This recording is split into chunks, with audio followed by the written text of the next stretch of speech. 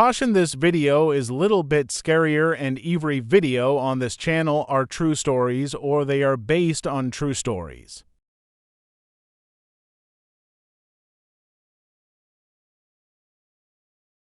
And start the video by clicking the subscribe button, please. It all started on a rainy Tuesday night. You know those nights, right? The kind where the rain taps against your window, and you suddenly feel the urge to do something you've been putting off for months. For me, that was cleaning out the dreaded junk drawer in my bedroom. It was a time capsule of forgotten things: old keys, concert ticket stubs, and a phone, my old phone.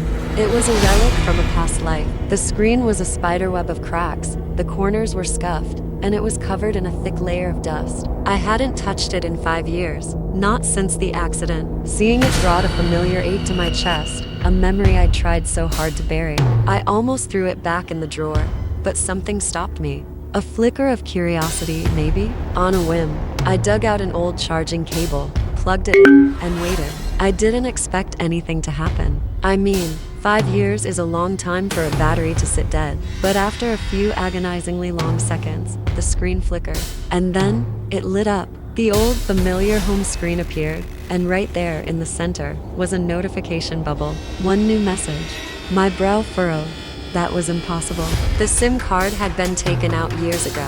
Who could have possibly sent a message? I tapped on the notification, my fingers trembling slightly. The message app opened, and my blood ran cold. The sender was a name I hadn't seen in half a decade.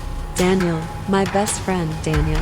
The same Daniel who had been sitting in the passenger seat next to me during the accident. The same Daniel who never made it out. My first thought was that it had to be a glitch. Some old, unsent message that had gotten stuck in the system and was only now showing up. A cruel digital ghost. But then I read the message itself. It was short, only 4 words, but they hit me like a physical blow. Don't drive tomorrow night. My heart didn't just stop. It felt like it had been ripped out of my chest. Tomorrow wasn't just any day. It was the 5th anniversary of his death, and I had a plan for tomorrow. A somber, private pilgrimage.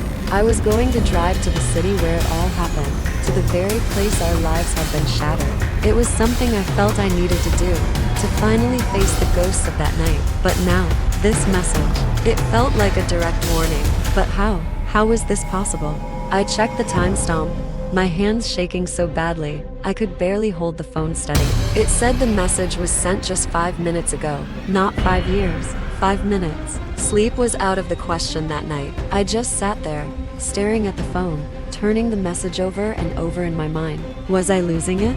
Was grief finally making me hallucinate? Or was this something else? A sign? A warning from somewhere beyond? The rain kept falling outside, each drop feeling like a countdown. Part of me wanted to dismiss it, to rationalize it as a bizarre technical malfunction.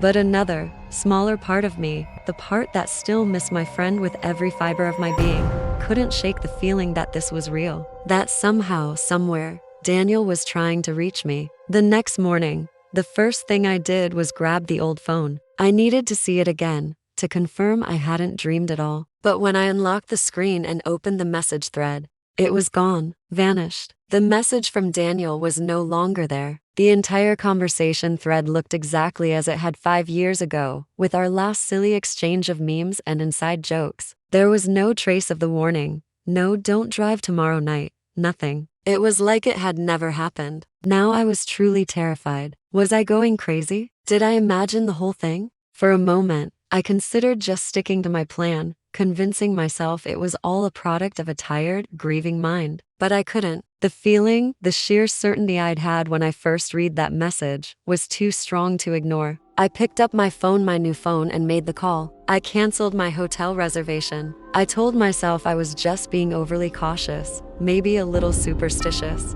I spent the day at home, restless and on edge, trying to distract myself. As evening approached, I turned on the news, mostly for background noise. And then, a breaking news report flashed across the screen. A massive, multi-car pileup on the interstate. The reporter was standing on the exact stretch of road I would have been driving on, at the exact time I would have been there.